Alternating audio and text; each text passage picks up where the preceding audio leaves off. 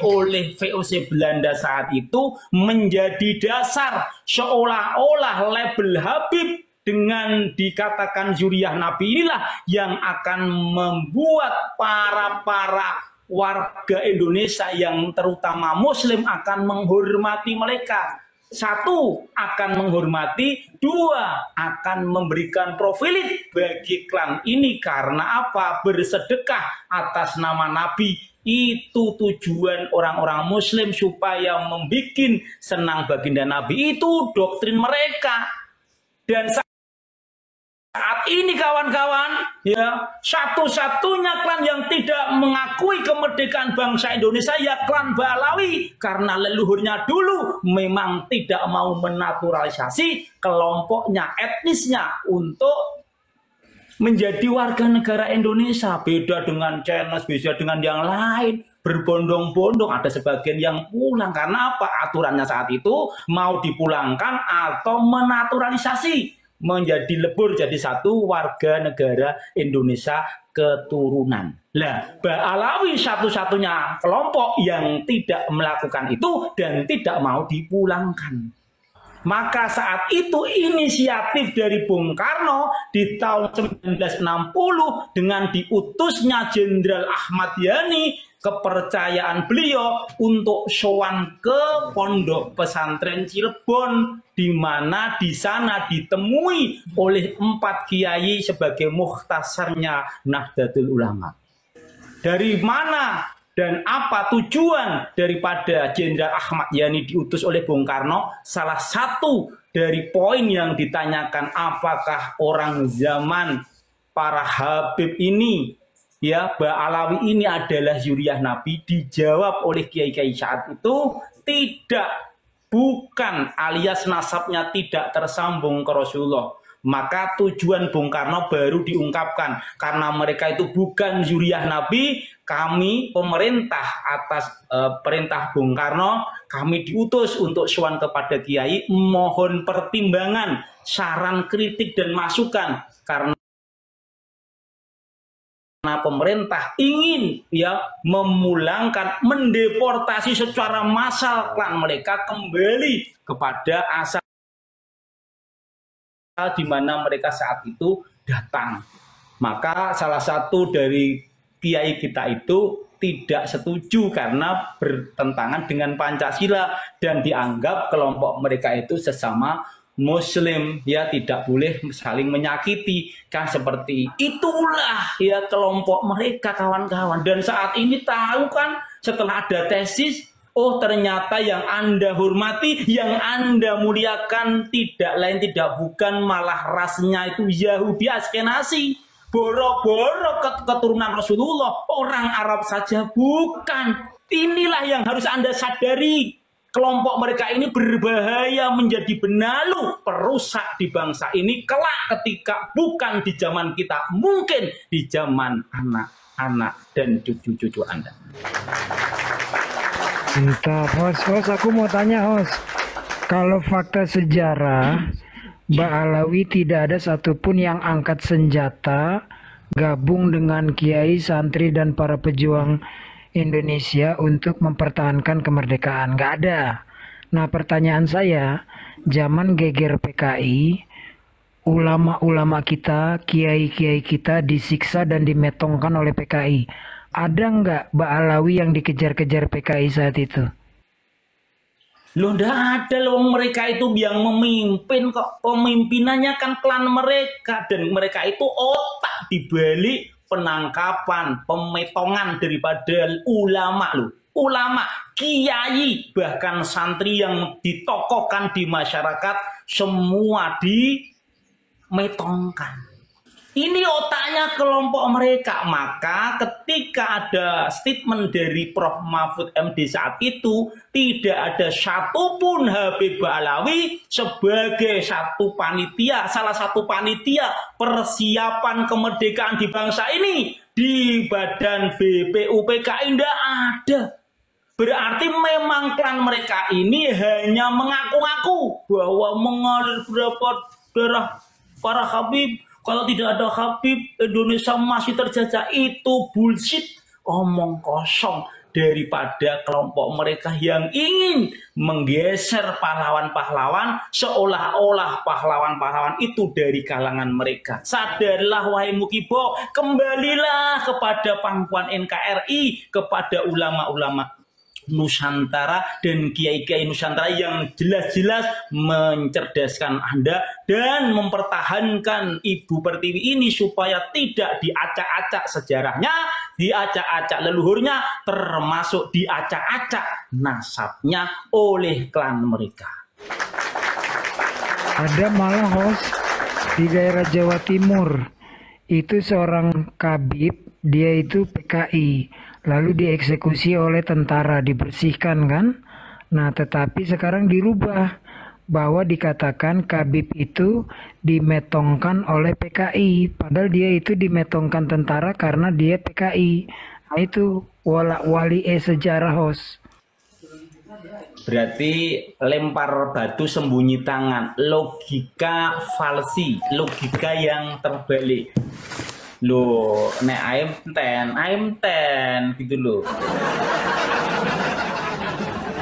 Jadi, dan ingat kawan-kawan, setelah Indonesia merdeka di tanggal 17 Agustus 1945 dan resmi dibacakan proklamasi oleh Bung Karno-Hatta saat itu, maka tanggal 18-nya itu resmi Indonesia menjadi pemerintah. Dan ingat, di saat itu juga ya, di mana di tanggal 10 November setelah kita merdeka itu Belanda ya ingin kembali menguasai bangsa Indonesia setelah Jepang itu dipukul mundur oleh tentara Amerika dengan dibom atomnya Nagasaki dan kota Hiroshima. Dan kita tahu dibantu oleh siapa? Oleh tentara Inggris 6.000 lebih, tentara terlatih, tentara yang elit. Di sini diturunkan 6.000 lebih. Di kota Surabaya mereka menyebarkan pamflet-pamflet ancaman-ancaman kepada pribumi, kepada kiai-kiai Nusantara, menyerah atau mati. Semuanya membaca, diluluh lantakan. Ya, cuma saat itu ketika kiai kita menyerah, maka Indonesia tidak akan jadi merdeka lagi, dikuasai kembali oleh Londo. Paham? Dan Mbak Alawi itu justru ya bukan kok mendukung kemerdekaan kita, justru menjadi orang yang menyiapkan logistik bagi tentara-tentara mereka ketika perang 10 November yang dikumandangkan oleh Hadratus Syekh Kiai Haji Hasyim Asy'ari dengan menunjuk panglimanya Kiai Abdul Jamil Buntet ya Gus Abbas yang saat itu ditunjuk oleh Hadratus Syekh sebagai panglima dan disiarkan lewat radio oleh tokoh muda arek Surabaya yaitu Bung Tomo di usia 23 tahunnya. Beliau bukan background bukan background tentara tetapi mampu yang membangkitkan arek-arek Surabaya saat itu untuk semua keluar bahu-membahu perang hampir 7 hari berturut-turut, korbannya lebih dari 20.000. Ya, rakyat sipil dari kalangan santri maupun kiai semua gugur secara syuhada demi Anda saat ini, supaya Anda ini bahagia, tidak terlibat di proses itu, maka Anda harus yakin bahwa pengorbanan leluhur kita itu sangatlah berat, dengan darah, dengan air mata. Jangan Anda gadekan hanya bertekuk lutut di kaki para penjajah, yaitu juga VOC Belanda dan warisannya, yaitu Mbak Alawi. Jadi host, kesimpulannya Portugis, Inggris, Jepang, Belanda pakai modal ya, naik pesawat, kapal, persenjataan. Ternyata Mbak Alawi juga pakai modal host, modal congor dan dusta, ngaku-ngaku cucu Nabi. Assalamualaikum warahmatullahi wabarakatuh. Waalaikumsalam. Kita sambung. Saya tadi tapping aja dikeroyok. Kelompok Ba'alawi itu memang kurang ajar, beraninya keroyokan. Kalau kita kan biasa single ya. Aduh. Malam-malam tetap semangat. Tap layarnya mana? Kurang kompak nih, tap layar aja gimana? Ditutup ruang diskusi kepada mereka, ditutup masuk ke komal mereka. Ya, kenapa ente mau mana masuk ke sana? Enggak, di bawah itu memantau di bawah. Baru tappingan aja udah dikeroyok. Baru tapping di bawah aja dikeroyok. Tidak harus masuk, Saudara Malang Jaya. Memantau itu bisa dari outdoor. Betul. Tetapi memang ini hostnya pasti dari England ini. Begini teman-teman, mohon izin saya narasi sebentar. Di bulan puasa ini, bulan Ramadan, jangan pernah kendor. Katanya lagi puasa. Tidak boleh kendor. Kenapa? Karena bulan puasa ini adalah momentum yang tepat, momentum untuk berjuang, momentum untuk menegakkan akidah yang sebenar-benarnya dari penyesatan, penyelewengan akidah yang dilakukan oleh Ba'alawi. Kita harus tetap berjihad di situ. Bulan puasa ini adalah momentum bagus untuk semakin kita mengedukasi, memberikan pemahaman kepada yang belum paham, memberikan informasi kepada yang belum tahu bahwa Ba'alawi itu cucu Nabi yang palsu. Ba'alawi itu hanya mencangkok. Mereka adalah datang ke sini dibawa oleh Belanda, tetapi lupa Belanda membawa pulang mereka. Ini harusnya kita buka semua informasi itu agar anak cucu kita kelak mengetahui siapa Ba'alawi. Tidak mudah memang perjuangan kita ini menghadapi kelompok Ba'alawi yang notabene adalah mereka Yahudi Ashkenazi. Sudah fix, tidak diragukan lagi. Kenapa? Karena memang sudah ada dibangunkan sinagog dan monumen Holocaust di salah satu kota di Indonesia. Ternyata pendirinya mengakui bahwa Yahudi yang ada di Indonesia itu bukan ratusan, bukan ribuan, bukan ratusan ribu, tapi jutaan. Saya dulu ketawa, mana ada Yahudi jutaan di Indonesia. Ternyata di kemudian hari, ternyata terbukti kakek moyang yang berhaplokub G itu adalah Yahudi Ashkenazi. Dan mereka lupa akan tugas yang diberikan oleh Belanda. Kenapa? Karena mereka nyaman di dalam Islam, mengaku sebagai cucu Nabi, kemudian mendapatkan privilege. Tetapi jangan lupa, sejarah tidak akan pernah tertukar, sejarah tidak akan pernah tertutup. Ini fakta di lapangan, teman-teman.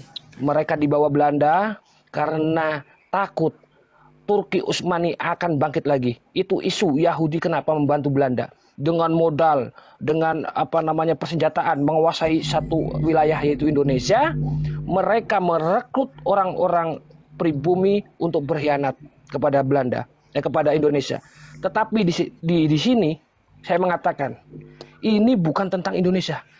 Ini bukan juga tentang sejarah Indonesia, tetapi ini tentang Rasulullah, tentang durian Nabi yang sesungguhnya, tentang bagaimana Islam yang seharusnya, tentang bagaimana Islam yang semestinya. Ajaran yang dibawa oleh Rasulullah adalah memanusiakan manusia, semuanya derajatnya sama, kecuali tingkat keimanannya dan ketakwaannya kepada Allah Subhanahu wa taala. Tetapi Ba'alawi seharusnya di Indonesia ini kita koreksi, kita teliti dari mana kelompok ini sebenarnya. Dan hari ini kita sudah paham, kita sudah mulai tahu bahwa sesungguhnya mereka Yahudi Ashkenazi yang disisipkan oleh Belanda untuk menghancurkan agama Islam, juga menghancurkan Indonesia dari dalam. Jangan ragu, teman-teman. Bulan puasa ini momentum yang bagus, momentum yang sangat tepat. Kenapa? Karena memang kemerdekaan kita itu terjadi di bulan Ramadan juga. Kita mengingat jasa para pahlawan kita yang mendahului kita. Jangan sampai mereka diba'alawikan ataupun terhapus sejarahnya bahwa mereka yang berjasa di sini. Itu tidak benar. Yang berjasa di sini adalah pribumi asli Indonesia, suku asli Indonesia, dan orang Indonesia asli yang mengusir seluruh penjajah yang ada. Ini yang benar. Jadi kalau Ba'alawi sekarang mengaku mereka dulu berjuang mengusir penjajah Belanda, sejatinya Itu bukan.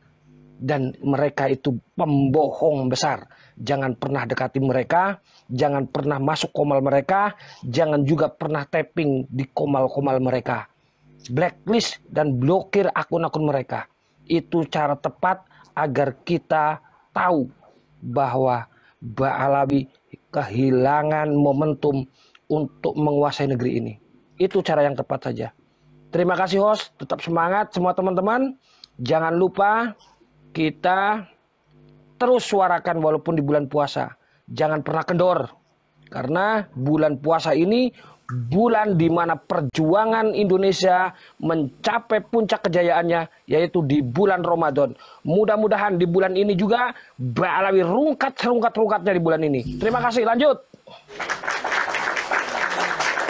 Ada Kiai Ulin Amin. Muha. Ya muji basailin. Monggo Kiai Ulin Muha, waktunya. Warahmatullahi wabarakatuh. Waalaikumsalam warahmatullahi wabarakatuh. Tadi saya mendengarkan orasi dari wali TikTok ya terkait dengan NU ya. Bagaimana peran NU dalam negara? Jelas banyak sekali perannya dari yang disampaikan oleh dahulu kita, termasuk yang terakhir Kiai Ulin digedein host kotaknya. Termasuk orasi-orasi yang disampaikan oleh panjenenganipun Kiai Haji Abdurrahman Wahid. NU itu memang sering seperti itu dulunya, tetapi sekarang sudah agak sudah bisa dianggap oleh negara lah. Terkait dengan ini semua, kenapa PBNU masih seperti ini, belum ada sikap yang jelas? Itu faktornya banyak sekali, memang banyak yang mempengaruhi, termasuk dari klan-klan Ba'alawi itu mempengaruhi. Aslinya tahun 2000 itu pernah ada yang namanya terkait dengan Bahsul Masail tadi yang disampaikan di depan. Pernah ada Bahsul Masail Pondok Pesantren Jawa Madura. Entah kemarin itu ketika itu panitia siapa saya belum, masih muda ya, masih muda. Saya ingat dan saya mengikuti. Seharusnya ini Bahsul Masail ketika tidak di PBNU sebagai LBM-nya, lembaga Bahsul Masailnya tidak mengadakan ketika dianggapnya rawan, adakan saja di pesantren-pesantren Jawa Madura untuk diadakan sebuah Bahsul Masail. Ya di situ tahun 2000 itu sudah Bahsul Masail itu seperti Bahsul Masailnya itu sampai hampir seperti di DPR. Jadi sistemnya sudah tidak ya memang begitu demokratisnya dalam memutuskan sebuah keputusan. Jika ini dibahas di tingkat pesantren mungkin Jawa Madura, itu akan menjadi booming. Bagaimana ketentuan menetapkan nasab itu, bagaimana nantinya seperti itu. Jadi mana di tracking kitab yang bisa digunakan dan mungkin di backlist seperti itu. Seperti video-video yang beredar saat ini tentang kitab Sulamut Taufik yang terkenal di pesantren itu kan, kitab kecil tetapi maknanya banyak, untuk tasawufnya ada, fikihnya juga ada. Di situ ditemukan bahwa tidak dari kalangan Ba'alawi yang menciptakan atau yang mengarang kitab Sulamut Taufik, bukan, tetapi ada zuriyah dari Wali Songo yang mempunyai catatan hampir sama dengan Sulamut Taufik itu, tetapi dari keturunan Rasul yang Al-Hasani bukan Al-Husaini. Sedangkan yang namanya Ba'alawi itu pernyataannya dari Al-Husaini yang diciptakan yang beredar ini. Ini supaya nanti bisa jelas bagaimana dari klan Ba'alawi itu tersambung dan tidaknya itu bisa dibahas di Bahsul Masail Jawa Madura. Jadi tidak membawa NU tidak, tapi pesantren antara Jawa Madura.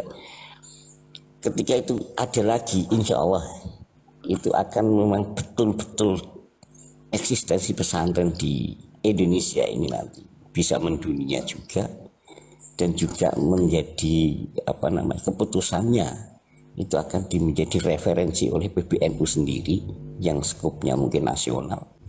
Nanti buat rujukan itu ketika nanti polemik ini tidak selesai, harusnya seperti itu.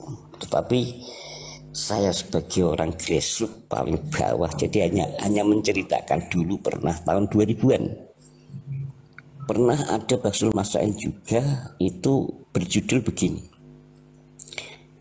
semacam Baksul Masail itu tapi semacam seminar atau lokakarya lah. Relevansi judulnya, relevansi kitab kuning di era modern. Masih relevan tidak kitab kuning di era modern?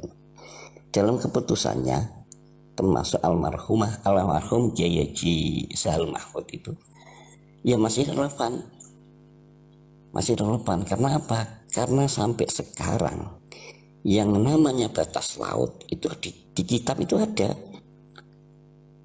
Sambadan Pantai, secara negara namanya Sambadan Pantai, atau batas laut, menentukan negara itu dengan batas laut itu di kitab salah ada.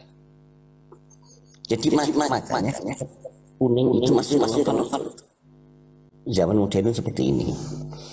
Ya, hal-hal seperti ini mungkin asap juga bisa dikatakan dibahas di sana juga.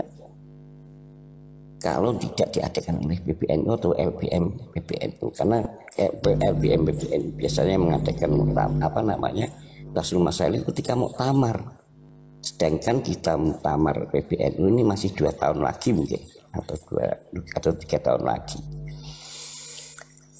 Bagaimana kita usulan kepada para pesantren-pesantren yang ada di Indonesia ini, kita usulkan dari grassroots, barangkali ada manfaatnya kita adakan Baksul Masail Jawa Madura, luar biasa, membahas tentang nasab, biar nanti kelihatan betul mana yang punya keperpihakan ke sana, mana yang memperpihakan ke sini. Jadi nanti kelihatan, kalaupun mauquf baru dibahas di PBNU seperti itu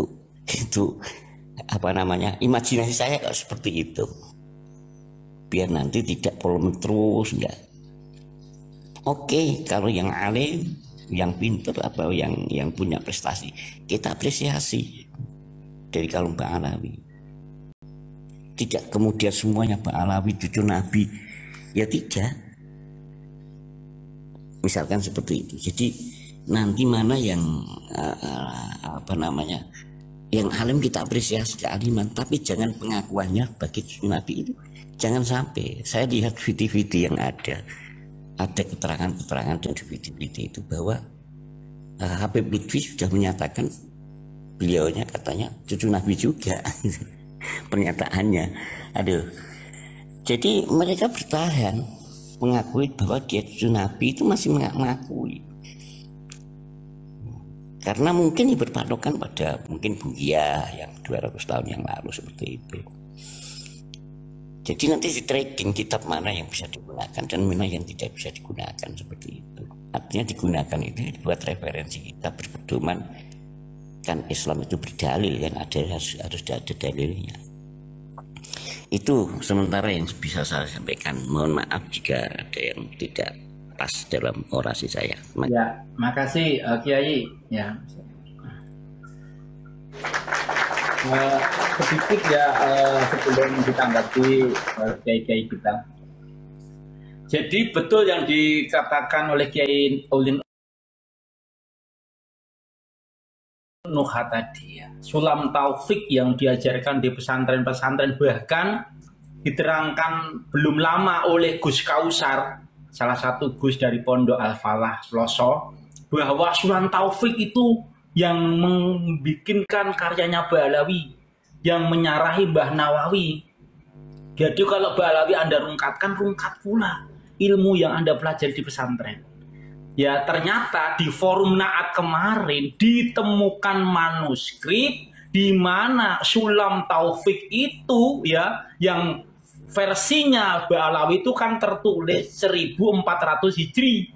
Lah di manuskrip yang dibawa oleh Kiai Munzalis itu Sulam Taufik karya daripada Wali Songo itu ditulis 1200 Hijri.